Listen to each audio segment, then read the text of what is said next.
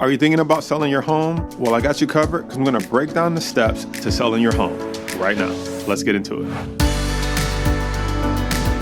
So whether you've bought your first home and now it's time to be on the other side of the transaction where you're selling your first home, or maybe you've inherited a property from a family member and it's time to sell it, or maybe it's your first investment property, now it's time to offload it, or you just haven't sold a house in a while, don't worry, I got you covered. Let's talk about the steps to selling your home. Step number one, which is oftentimes overlooked, is to determine your motivation for selling your home.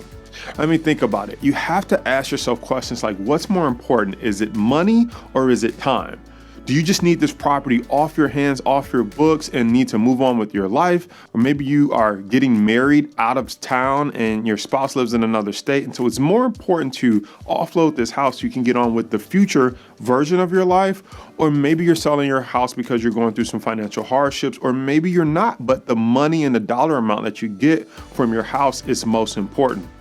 It's important to determine those motivations because if you're waiting for a certain dollar amount, you may have to wait longer, but that may be what's more important to you, not how fast you sell it. However, if you're trying to get on with your life, move where your grandkids are at, move where your spouse is at, move where a job is at, it may not be as important to get the highest dollar amount, but to get the exposure as fast as possible and to get this asset off of your books. Step number two is to determine if you want to sell it yourself, which is typically called for sale by owner, or if you want to list with the real estate agent.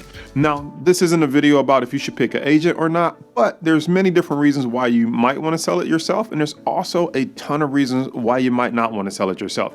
You may not want to deal with lenders. You may not want to deal with people coming through your house, finding out if they're qualified or not to even walk through your house and view your things, setting up a lockbox. You may not have access to listing it on all the sites, including the MLS, which may get you exposure that you wouldn't get by listening on some of the other third-party websites, and a whole host of other reasons. So you want to determine if you want to list with a realtor or if you want to sell by owner. Once you determine that, step three is to determine how much is your home worth. There's many different ways that you can determine your home worth, but by going with an agent, we'll do what's called a comparative market analysis, where we won't just talk about square footage of your home and what the price per square foot of another house in your neighborhood sold for, but we're going to look at finishes, we're going to look at your lot size, we're going to look at a whole host of other things that go into the reason why a person may pay more or less for a house like yours. Now, step number four is to get your home ready for sale.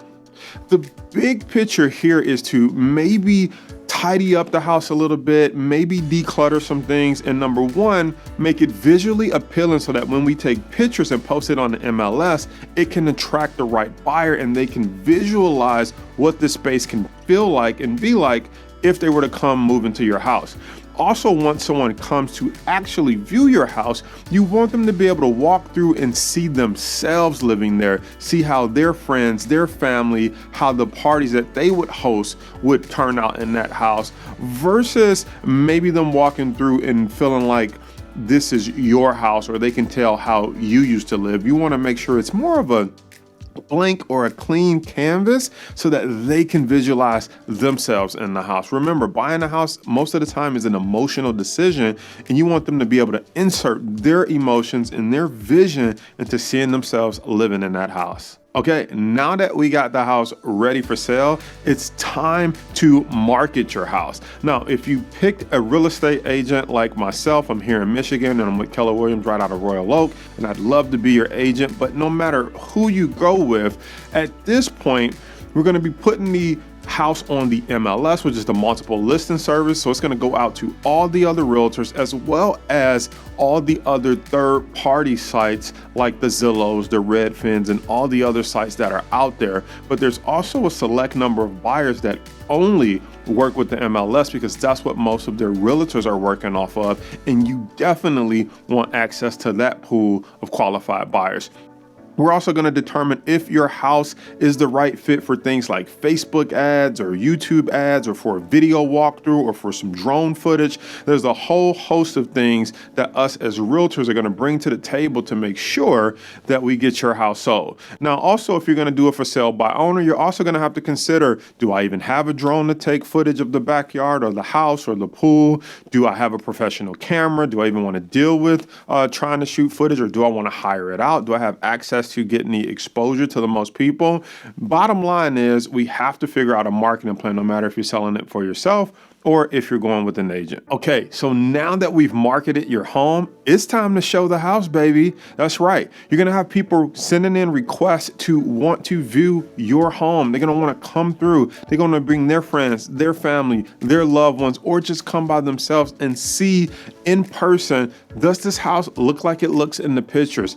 Is this a place that they really can see themselves living in before they put offers in? That's where your agent's gonna come into place with lockbox codes and screening people and making sure that qualified people that can actually buy your house and not waste your time are actually the ones that are coming through and seeing your house. Okay, step number 7, your house has been shown and now the offers are starting to roll in, baby. It's time to sort through these, review, and negotiate. So at this point, you're probably getting multiple offers, and then your agent is going to sit down with you and say, here's the offers that we have, and we're going to look through them for any discrepancies. We're going to look through them to see, is it a cash buyer? Is it a conventional buyer? Is it an FHA buyer? And we're going to really look at what makes the most sense for you to entertain from an offer standpoint, or if there's any negotiation or back and forth that needs to happen. It's not fully going to happen at this point, but at this point we are going to look at who may be the best candidate from a financial standpoint and that is more likely to actually close on the deal for you in your home. Okay, so we've reviewed and accepted an offer. It's time to prepare for an inspection and, if needed, an appraisal. Now, this is where we may have to get into some back and forth negotiation, so to speak, because your home is going to get inspected, and then assuming that there is no major issues and everything is in great working condition, or at least the condition that you stated when you filled out your seller's disclosure, you're going to be fine. But if anything that is hidden, that's a structural issue or something that comes back that the buyer may say, hey, it was worth this price before we found out the roof was bad or the windows was bad or that the basement flooded or that you have mold in the house, or now it's going to take some money to fix that. Now we may have to negotiate on, are we going to fix it? Are we going to lower the price for them to fix it? Or do we still feel like we're going to stand firm because the house is worth it, and whatever the case may be, it's just a small issue? Or did the house come back and appraise correctly? If that person cannot afford that, let's say the appraisal came back lower and the person can't make up the difference with cash money, we may have to negotiate our price down, or we may have to move on to a different buyer who understands the value of your home and is willing to pay more, which goes back to the earlier steps, which is why it's important to determine your motivation for selling to determine what's more important. Is it time? Is it money? Do you want to wait for that perfect buyer? Do you want to wait for that person that sees your vision? Or at this point, is it time to negotiate after the inspection and make some adjustments so that we can move this house off your books? Okay, so appraisal and inspection are done. Now it's time to start packing and getting ready to move. At this point, we're going to contact the title company. They're going to do their title work, and then we're going to set a date that we are clear to close, or a date that we plan to close